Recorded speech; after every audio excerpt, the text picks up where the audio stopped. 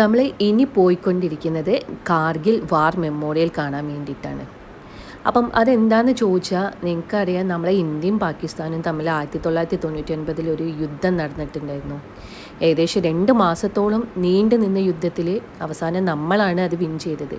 ഇപ്പം നമ്മളെ യാത്രകളിലൊക്കെ നിങ്ങൾ ഈ ഏരിയ ഒക്കെ കാണുന്നുണ്ട്. നമുക്ക് തന്നെ ഇവിടെ എത്രമാത്രം ഡിഫിക്കൽട്ടാണ് നിൽക്കാനെന്നൊക്കെ നിങ്ങൾ കാണുന്നുണ്ട്. പക്ഷേ ഈ ഒരു ഇതിലും ഹൈ ആയിട്ടുള്ള സ്നോ മൗണ്ടെയ്ൻസ് ഉള്ള റീജിയനിൽ വെച്ചിട്ടാണ് യുദ്ധം നടന്നിട്ടുണ്ടായിരുന്നത്. അപ്പം 2 മാസത്തോളം അത്രയും കഷ്ടപ്പെട്ട് ഒരുപാട് സോൾജേഴ്സ് അന്ന് നമുക്ക് വേണ്ടിയിട്ട്, നമ്മളെ രാജ്യത്തിന് വേണ്ടിയിട്ട് മരിച്ചിട്ടുണ്ട്. അപ്പം അതിൻ്റെ ഓർമ്മയ്ക്കായിട്ടുള്ളതാണ് ഈ കാർഗിൽ വാർ മെമ്മോറിയൽ എന്ന് പറയുന്നത്. അത് കാണാനും പിന്നെ ഈ സോൾജേഴ്സ് നമ്മളെ രാജ്യത്തിന് വേണ്ടി ചെയ്യുന്ന കാര്യങ്ങൾ അനുഭവിക്കാനും അതിനൊരു ഭാഗ്യം കിട്ടുക എന്ന് പറഞ്ഞാൽ അത് നമ്മളെന്തായാലും ഇവിടെ വന്നിട്ട് കണ്ടിട്ട് തന്നെ പോകണം. പിന്നെ നമ്മളെ ഈ മുന്നിൽ പോകുന്നത് മനോജ് ചേട്ടനും അവരുടെ ടീം മെമ്പേഴ്സുമാണ് കേട്ടോ. അപ്പം ഇവരുടെ മെൻ്റൽ കപ്പാസിറ്റിക്ക് മുന്നിൽ നമ്മളൊക്കെ തോറ്റു പോകും കേട്ടോ. കണ്ടില്ലേ, ആ ഒരു സോജില പാസും കടന്നിട്ടാണ് ഇവർ ഈ മുന്നോട്ടേക്ക് പോയിക്കൊണ്ടിരിക്കുന്നത്. എന്തായാലും നമ്മളെ കാർഗിൽ വാർ മെമ്മോറിയലിൻ്റെ അവിടെ വെച്ച് അവർ പ്ലാൻ ചെയ്ത ഫ്ലാഗ് ഓഫ് എന്തായാലും അടിപൊളിയാവട്ടെ എന്ന് പ്രാർത്ഥിക്കുകയാണ്. അതുപോലെ തന്നെ അവർ ഈ യാത്ര കൊണ്ട് എന്താണോ ഉദ്ദേശിക്കുന്നത് അത് ലക്ഷ്യസ്ഥാനത്ത് എത്തും ചെയ്യട്ടെ എന്ന് പ്രാർത്ഥിക്കുന്നു.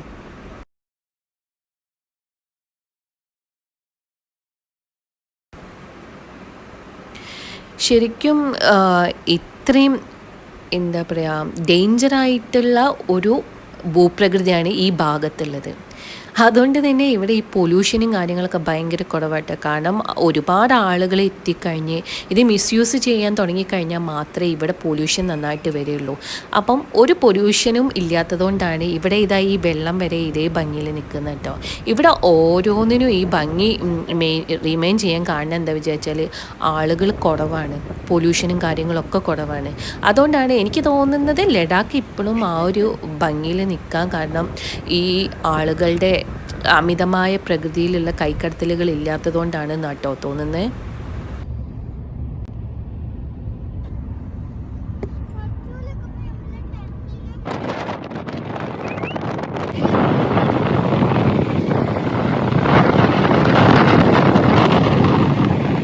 കാശ്മീരിലെ പല മലമുകളിലും ഈ ഗോത്രവർഗ്ഗക്കാരെന്ന് പറയുന്ന ആളുകൾ താമസിക്കുന്നുണ്ട്.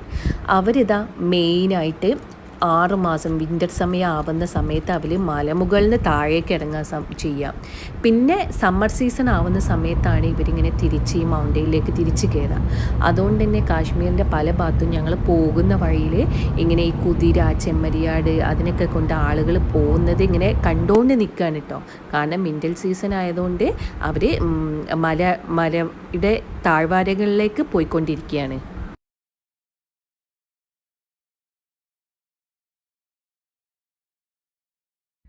ഇതാണ് നമ്മളെ കാർഗിൽ വാർ മെമ്മോറിയലിൻ്റെ എൻട്രി എന്ന് പറയുന്നത്. ഇത് ടൈഗർ ഹില്ലിൻ്റെ താഴ്വരയിലാണ് സ്ഥിതി ചെയ്യുന്നത്. ഇവിടെ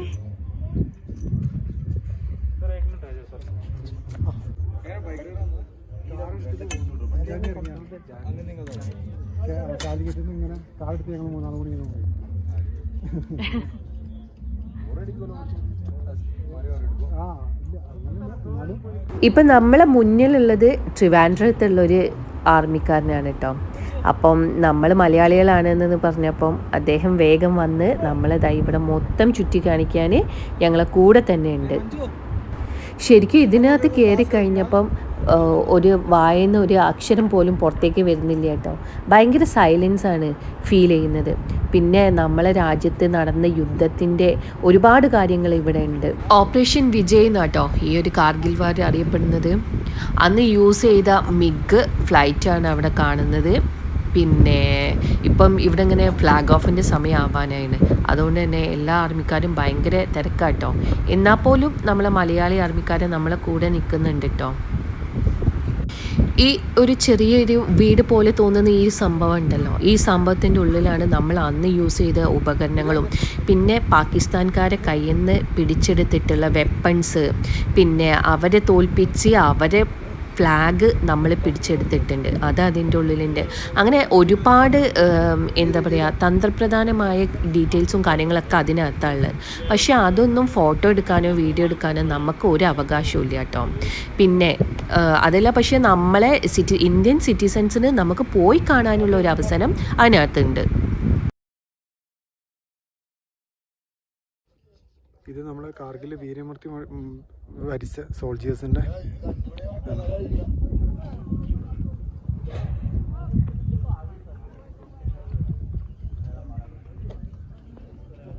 ഈ സെൻറ്ററിൽ കാണുന്ന ഫ്ലാഗ് ഉണ്ടല്ലോ, അത് ഏകദേശം 15 കിലോ വെയിറ്റ് വരുന്ന ഹയസ്റ്റ് ഫ്ലാഗാണ് കേട്ടോ. പിന്നെ എല്ലാ വർഷവും ജൂലൈ 26 ആണ് കാർഗിൽ വിജയ് ദിവസമായിട്ട് ആഘോഷിക്കുന്നത്. ആ ദിവസം നമ്മൾ prime minister of India India ഗേറ്റിൽ വെച്ചിട്ട് ഇതിൻ്റെ ഒരു അനുസ്മരണ ചടങ്ങിൽ ഫ്ലാഗ് ഉയർത്തുന്നതാണ്. പിന്നെ ഓപ്പറേഷൻ വിജയ് എന്നാണ് നമ്മൾ ഈ ഒരു കാർഗിൽ വാർ അറിയപ്പെടുന്നത്.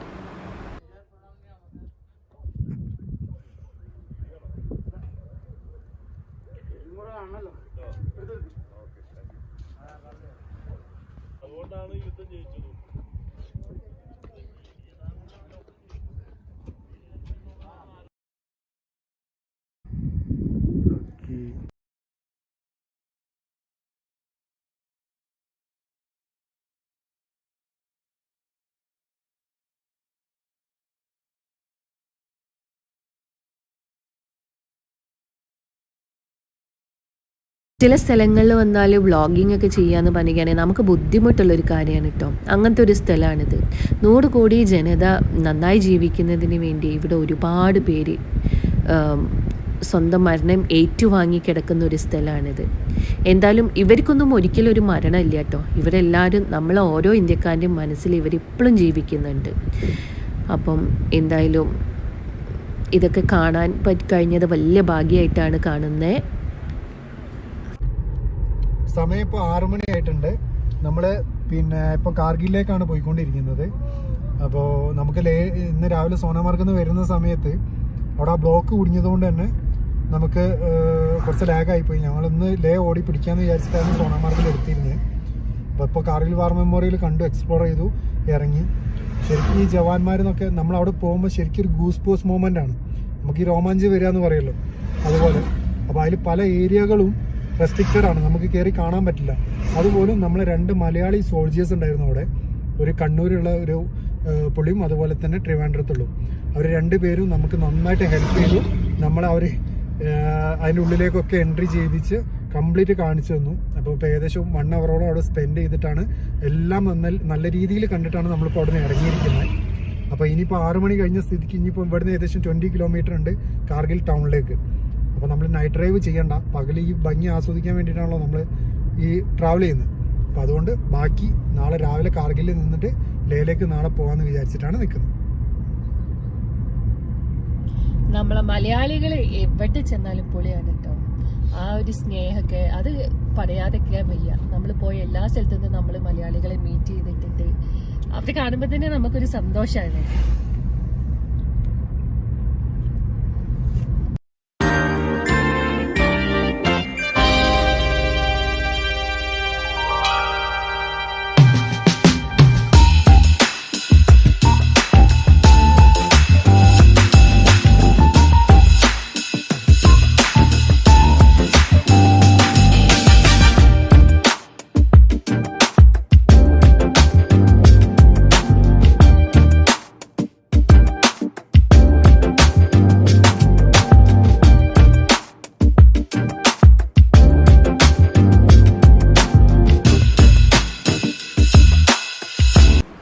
ഇനി നമ്മൾ മുന്നോട്ടേക്ക് പോകുന്തോറും നമ്മൾ യൂറോപ്യൻ സ്റ്റൈലിനോട് നന്നായിട്ട് അടുത്തിട്ടോ.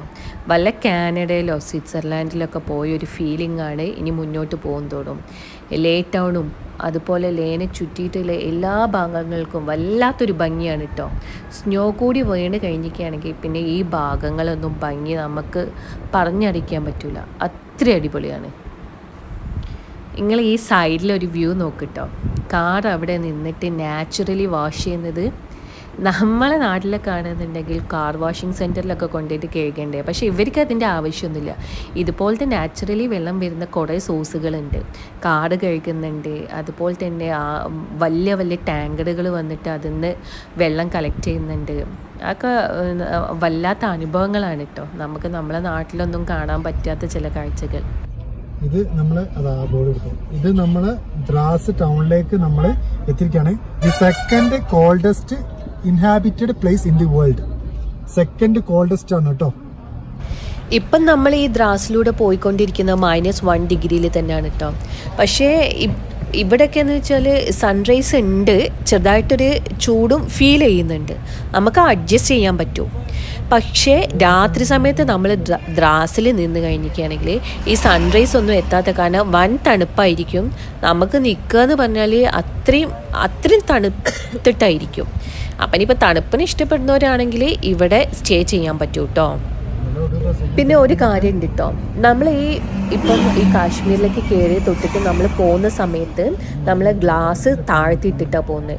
കാരണം നമ്മൾ ഫുൾ ടൈം AC ഇട്ട് ഗ്ലാസ് അടച്ചു കഴിഞ്ഞിരിക്കുകയാണെങ്കിൽ നമ്മളെ ബോഡി പുറത്തത്തെ ടെമ്പറേച്ചറായിട്ട് സെറ്റ് ആവില്ല. അതുകൊണ്ട് ഞങ്ങൾ ഗ്ലാസ് താഴ്ത്തിയിട്ട് ആ പുറത്തത്തെ തണുപ്പ് എൻജോയ് ചെയ്തിട്ട് അങ്ങനെയാണ് പോകുന്നത്. അങ്ങനെ ആകുമ്പോൾ നമ്മൾ എത്തുന്ന സ്ഥലത്തേക്ക് വിചാരിക്കുന്ന സ്ഥലം എത്തുമ്പോൾ നമ്മളെ ബോഡി ഏകദേശം ആ ഒരു ടെമ്പറേച്ചറുമായിട്ട് സെറ്റായിട്ടുണ്ടാവും. അപ്പം ഇങ്ങോട്ടൊക്കെ വരുന്ന എല്ലാവരും അങ്ങനെ ചെയ്ത് നോക്കുക കേട്ടോ, പറ്റുകയാണെങ്കിൽ.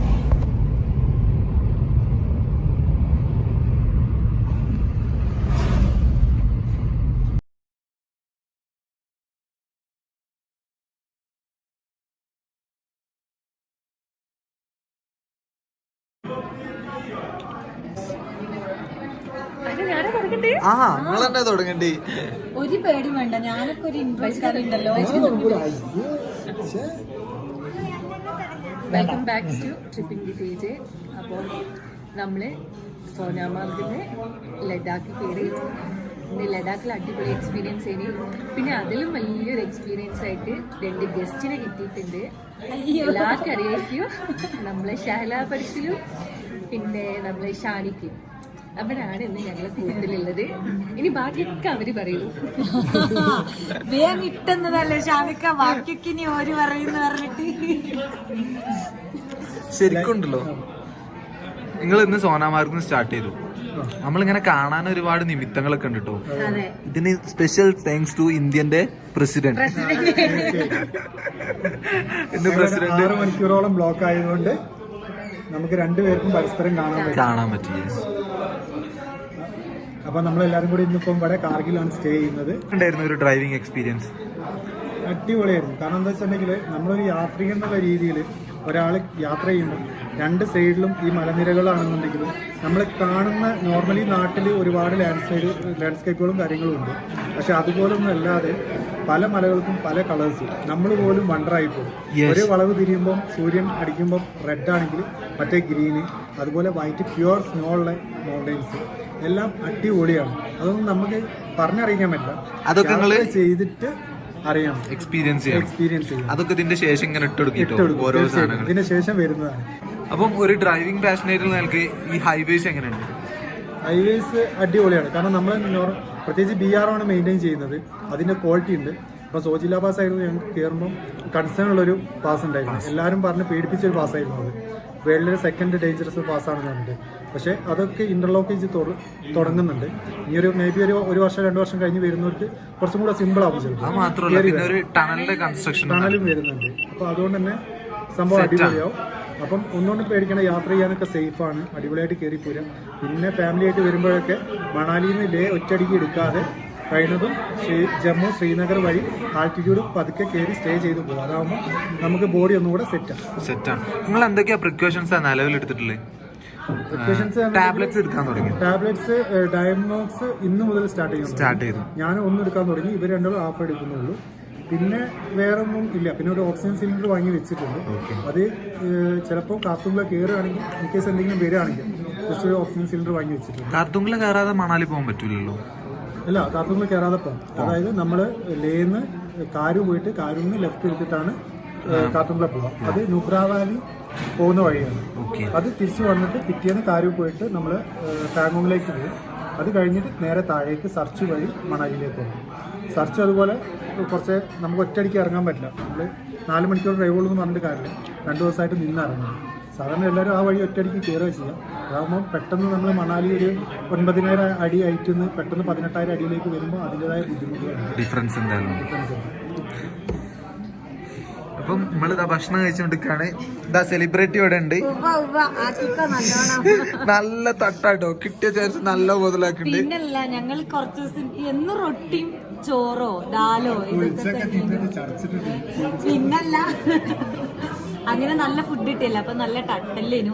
സത്യം പറഞ്ഞാണ്ടല്ലോ ഒക്കെ പഠിച്ചവന്റെ ഒരു നിമിത്തങ്ങളാട്ടോ. കാരണം ഞങ്ങൾ ഇന്ന് രാവിലെ അവിടെ നിന്ന് ഇറങ്ങി എത്ര മണിക്ക് ഷാനിക്ക് 9 മണിയല്ലായിരുന്നു? 9 മണിക്ക്. അപ്പൊ ഓല് പറഞ്ഞു പോകാൻ പറ്റൂല, 1 മണിക്കൂർ ബ്ലോക്ക് ആയിരിക്കും എന്ന് പറഞ്ഞു. ഒരു 2.5 മണിക്കൂറിന്റെ മേലെ 12:30 കഴിഞ്ഞിട്ടുണ്ട് നമ്മൾ. പിന്നെ അവിടുന്ന് ഇത് കഴിഞ്ഞിട്ട് നമ്മൾ പോകുമ്പോ ഇതുപോലെ തന്നെ ഓലും അവിടെ എന്താ 8:45, അതായത് ഫസ്റ്റ് ഉണ്ണിയേട്ടൻ ഫസ്റ്റ് തന്നെ പോയ വഴി പോയതാണ് നേരത്തെ എത്താൻ വേണ്ടിയിട്ട്. ഫസ്റ്റ് പോയത് അദ്ദേഹം തന്നെ പുള്ളി ഇവിടെ ബ്ലോക്ക് ചെയ്തു. പുള്ളി കാരണം ആദ്യം പറഞ്ഞ 5 മണി വരെ ബ്ലോക്ക് ആയിരിക്കും, ആകെ പെട്ടു. അങ്ങനെ തിരിച്ചു പോയിട്ട് കാണാൻ സോനമാർഗോ അത്രേ ഉള്ളൂ, ഒരു ദിവസത്തേക്കേ ഉള്ളൂ. അപ്പോൾ അവിടെ തന്നെ നിർത്തിയിട്ടു. അങ്ങനെ നിന്നിട്ട് ലാസ്റ്റ് ഞങ്ങള് 2:30 മണിയാണ് വിടുന്ന സമയത്ത്. ഞങ്ങൾ ആയതുകൊണ്ടാണ് നിങ്ങൾക്ക് 12:30 കഴിഞ്ഞു. യെസ്, ഞങ്ങൾ പോന്നപ്പോൾ ഒരു 2 ടാങ്ക് ക്യാരി ചെയ്യുന്ന ഇത് പോയപ്പോൾ, കണ്ടെയ്നേഴ്സ് പോയപ്പോൾ എല്ലാ വെഹിക്കിൾസും സ്റ്റോപ്പ് ചെയ്തു. പക്ഷെ ഞങ്ങൾ സൈക്കിൾ ആയതുകൊണ്ട് വിട്ടു. പക്ഷെ അതാണ്ട് ഓപ്പൺ ചെയ്തപ്പോൾ നിറയെ വാഹനങ്ങൾ വന്നിട്ട് ഭയങ്കര നന്നായിട്ട് ബ്ലോക്ക് കൊടുക്കും. കയറി വരുന്ന സമയത്ത് നമുക്കൊന്ന് ഫോട്ടോ എടുക്കാൻ ഒന്നിനും കഴിഞ്ഞില്ല. കാരണം വണ്ടിന്റെ ഉള്ളിൽ നിന്ന് ക്ലിക്ക് ചെയ്യായിരുന്നു, വളരെ പെട്ടെന്ന് ക്ലിക്ക് ചെയ്തിട്ട്. ഓക്കെ, അപ്പൊ നമുക്ക് ഭക്ഷണം കഴിക്കാം. നിങ്ങൾക്ക് പരപ്പനോട് എന്തെങ്കിലും ചോദിക്കാണെങ്കിൽ ചോദിക്കാം. പരപ്പനെ ഇന്റർവ്യൂ ചെയ്യാൻ ഇന്റർവ്യൂ സെവി ചെയ്യും. അല്ല, ഇറങ്ങിയിട്ട് ഇപ്പൊ എത്ര ദിവസമായി? ഞങ്ങളിപ്പോ ഇറങ്ങിയിട്ട് 84ാമത്തെ ദിവസം അല്ലേ? 84ാം ദിവസം. ഓക്കെ, ഇതുവരെ എന്തെങ്കിലും നമ്മൾ ഈ പറഞ്ഞ പോലെ എന്തെങ്കിലും മോശമായ അനുഭവങ്ങൾ ഉണ്ടായിട്ടുണ്ടോ യാത്രയിൽ? എല്ലാവർക്കും ഇപ്പൊ നമ്മൾ ലൈവ് ഇടുകയാണെങ്കിലും എന്തെങ്കിലും പറ്റിയിട്ടുണ്ടോന്നില്ല. അങ്ങനത്തെ ഒരു സിറ്റുവേഷൻസ് ഉണ്ടായില്ല. കുഞ്ഞ് അതൊന്നും പറയാൻ മാത്രമുള്ളതൊന്നും കുഞ്ഞതായിട്ടുള്ള ഇനിയിപ്പോ ഫിസിക്കലി ആണെങ്കിലും നമുക്ക് ചെറിയ ജലദോഷം പിടിക്കുക, ഒരു പനി പിടിക്കുക. പിന്നെ സ്വാഭാവികമായിട്ട് നാട്ടിൽ നിന്ന് മാറി നിൽക്കുമ്പോ ഫുഡ് മാറുമ്പോഴല്ലോ വയറിനില്ലോ അല്ലറ ചില്ലറ പരിപാടികൾ, അങ്ങനത്തെ ചെറിയ പ്രശ്നങ്ങൾ ഇതുവരെ ഉണ്ടായിട്ടുള്ളൂ. അല്ലാണ്ട് നമുക്ക് ഇതുവരെ വലിയ ബുദ്ധിമുട്ടുകളൊന്നും ഉണ്ടായിട്ടില്ല. ഉണ്ടാവില്ല. കാരണം നമുക്ക് ഈ പറഞ്ഞ പോലെ 2 ദിവസം മുന്നേ എനിക്ക് വയറിന് ചെറിയ ഇഷ്യൂസ് വന്നിരുന്നു. കാരണം ഞങ്ങള് അജ്മീർ പോയപ്പോൾ ഞങ്ങൾ സ്ട്രീറ്റ് ഫുഡ്സ് വല്ലാണ്ട് എക്സ്പ്ലോർ ചെയ്തു. അതിനുശേഷം പുഷ്കറിൽ പോയിട്ട് ഞങ്ങൾ 2 ദിവസം ഞങ്ങൾ ഗ്രൂപ്പിലുള്ള എല്ലാവരും ബാത്റൂമിൽ നിന്ന് എണീച്ചു. ഭയങ്കര, കാരണം നമ്മളെ ഓയിൽ എല്ലാം അവർ യൂസ് ചെയ്യും. തന്നെയാണ് യൂസ് ചെയ്യുന്നത്. പിന്നെ നമുക്കിത് മനസ്സിലാവും. ദാൽ ഫ്രൈ നിങ്ങൾ ഡൽഹി ടച്ച് ചെയ്തോ വരുമ്പോൾ? ഇല്ലല്ലോ. ഓക്കെ, അപ്പൊ നമ്മൾ ഫുഡ് എക്സ്പ്ലോർ ചെയ്യുമ്പോൾ ഡൽഹിയാണ് കണ്ടോണ്ടിരിക്കുന്നത്. കാരണം ചാന്ദിനി ചൗക്ക് കാര്യങ്ങളൊക്കെ അവിടെ ഉണ്ടാവും. അപ്പൊ അവിടെ അടിപൊളിയാണ്, ഫുഡ് സ്ട്രീറ്റ് ഒക്കെ ഉണ്ട്. അതെ, തീർച്ചയായിട്ടും. അത് പിന്നെ നമുക്ക് കിട്ടൂല. പിന്നെ നമ്മൾ ചിലപ്പം ആ വഴി വന്നോളന്നില്ല, കിട്ടൂല. അതെ, തീർച്ചയായിട്ടും അത്രേ ഉള്ളൂ. അത്രേ ഉള്ളൂ. ഇപ്പൊ നിലവിൽ ഞങ്ങൾക്ക് ഒരു ടഫ് സിറ്റുവേഷൻ എന്ന് പറഞ്ഞാല് മണാലിയിലെ റോഡ് ക്ലോസ് ചെയ്യാന്ന് പറഞ്ഞിട്ടുള്ള ഒരു ടഫ് സിറ്റുവേഷൻ ഉണ്ട് നിലവില്. അൽഹംദുലില്ലാ ഇതുവരെ ക്ലൈമറ്റ് ഒക്കെ നോർമലാണ്. സോ ഇഷ്യൂസ് ഒന്നും എക്സ്പെക്ട് ചെയ്യണില്ല. പക്ഷെ പഠിച്ചോന്റെ അടുത്താണ്. എന്തായാലും 13th വരെ എന്തായാലും ഓപ്പൺ ആണ്. നിങ്ങൾ 30ാം തീയതി നിങ്ങൾ എത്തല്ലോ. 30ാം തീയതി എത്തണം എന്നുള്ളതാണ്. പക്ഷെ ക്ലൈമറ്റ് കണ്ടീഷൻസ് ഡിപ്പെൻഡ് ചെയ്യുന്നുണ്ട്. നവംബർ കഴിഞ്ഞ പ്രാവശ്യം ഡിസംബറിലൊക്കെയാണ് ക്ലോസ് ചെയ്തിട്ടുള്ളൂ. So no issues. Till now നമ്മൾ എക്സ്പെക്ട് ചെയ്യുന്നുണ്ട് പറ്റും എന്നുള്ളത്. ഇപ്പൊ പഠിച്ചാൽ എങ്ങനെയാണ് വിചാരിച്ചതെങ്കിൽ നമുക്ക് വേറെ ഒന്നും പറയാനില്ല. നാളെ മുതൽ ഒന്നും കൂടി ടഫസ്റ്റ് ആയിട്ടുള്ള റൂട്ടാണ്. നമ്മളിപ്പോ ഒരു 2700 മീറ്റർ MS-ലാണ്. ലേ എന്ന് പറഞ്ഞാൽ ഒരു 3500 അബോവാണ്. സോ ഇനി ക്ലൈംബ് ആയിരിക്കും മാക്സിമം. അതെ, സംഭവം 200 കിലോമീറ്റർ ഉള്ളൂന്നുണ്ടെങ്കിലും കാണിക്കുന്നത് 4.5 മണിക്കൂർ കാണിക്കുന്നുണ്ട്. അപ്പൊ കാറിന് തന്നെ ആകെ അവര് ആവറേജ് സ്പീഡ് പറയുന്നത് 50ആണ്. 50ആണ്. അതെ, 50ലും കയറാൻ കഴിയൂല. അപ്പൊ നമ്മള് സൈക്കിൾ ഒരു 10ന്റെ ചോട പ്രതീക്ഷിച്ചാണ്. അല്ല, നിങ്ങളപ്പോ നാളെ അവിടെ എത്തുമോ? നാളെ എന്തായാലും എത്തില്ല. ലേല എത്തില്ലല്ലോ. 3 ദിവസം കഴിയാതെ ലേലെത്തും. ലേലെത്തൂല. ഞങ്ങൾ ശ്രീനഗറിൽ സ്റ്റാർട്ട് ചെയ്തിട്ടുണ്ട് 7ാമത്തെ ദിവസം. ദ്രാസില് ഇവിടെ കാർഗിലെത്തി. ഞങ്ങള് ഫസ്റ്റത്തെ ദിവസം സോനാമാർഗിന്റെ മുമ്പ് ഒരു സ്റ്റേ, ഒരു 46 കിലോമീറ്റർ ഉണ്ട് നിർത്തി. അത് കഴിഞ്ഞ ശേഷം 2ാമത്തെ ദിവസം സോനാമാർഗിലെത്തി. 3ാമത്തെ ദിവസം ദോജില പാസിന്റെ പകുതി വരെ എത്തി. എന്നിട്ട് 4ാമത്തെ ദിവസം ദ്രാസ് വരെ എത്തി. പിന്നെ ദ്രാസിലെ ഈ കാർഗിൽ വാർ മെമ്മോറിയലാണ് ഒരു ദിവസം അവിടെ നിന്നു. ഇന്ന് ശരിക്കും 6ാമത്തെ ദിവസം. അപ്പം എന്തായാലും ഒരു 3-4 ദിവസം കൂടെ നിങ്ങൾ എത്തും. 4-5 നമ്മൾ പ്രെഡിക്റ്റ് ചെയ്യണം. ഇപ്പം ഒരു മസിൽ പെയിൻ വന്നാൽ കുടുങ്ങി അത്രേ ഉള്ളൂ. ഓക്കെ, എന്തായാലും ഒരാഴ്ച മിനിമം പിടിക്കാൻ മതി. പിന്നെ ഇനി അങ്ങോട്ടുള്ള അവസ്ഥ നിങ്ങൾ ഞങ്ങള് ഫസ്റ്റ് കണ്ടപ്പോഴുള്ള അവസ്ഥയൊക്കെ ഫസ്റ്റ് ഞങ്ങള് പരിചയപ്പെടുമ്പോ ഞങ്ങള് ഉന്തി കയറ്റിയായിരുന്നു. ചില സമയത്തുണ്ടല്ലോ ഇപ്പൊ നമ്മളെ കൊണ്ട് പറ്റിയിരിക്കും, പക്ഷെ നമ്മൾ ആ ഒരു എഫേർട്ട് ഇട്ട് ടയർഡായിട്ട് കാര്യമില്ലല്ലോ.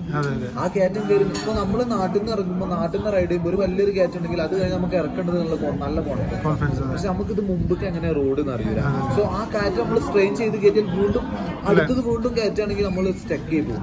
അപ്പൊ നമ്മളൊരു കയറ്റം ഇങ്ങനെ കാണുമ്പോൾ നമ്മളൊരു കോൺഫിഡൻസ് വെച്ചിട്ട് പറ്റൂലെന്ന് തോന്നി അപ്പൊ ഇറങ്ങിയിട്ട് തള്ളാൻ തുടങ്ങും. റിസ്ക് എടുക്കൂല.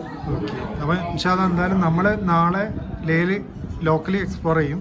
മറ്റന്നാള് കാർത്തുമ്പിലേക്കുള്ള പാസ് എടുക്കുകയുള്ളൂ. അത് കഴിഞ്ഞിട്ട് അതിന്റെ പിറ്റേന്ന് പാങ്ങോങ്ങിലേക്ക് വിസിറ്റ് ചെയ്യുന്നുള്ളൂ. അത് കഴിഞ്ഞിട്ടേ പോവുള്ളൂ. ഇൻഷാല്ലാ എന്തായാലും നിങ്ങൾ എത്തുന്ന വരെ ഞങ്ങൾ അവിടെ ഉണ്ടാകുന്ന വിചാരിക്കാം. ഇതൊരു സ്റ്റാർട്ടിങ് കേട്ടോ.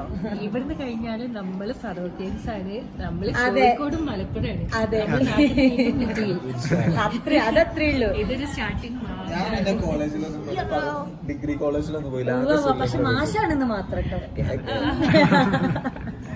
അപ്പൊ ഓക്കെ, നമ്മള് ഭക്ഷണം കഴിക്കട്ടെ. കാരണം ഇവരും വെച്ചിട്ട് കുറെ നേരം ഇന്റർവ്യൂ ചെയ്യും. ഓക്കെ.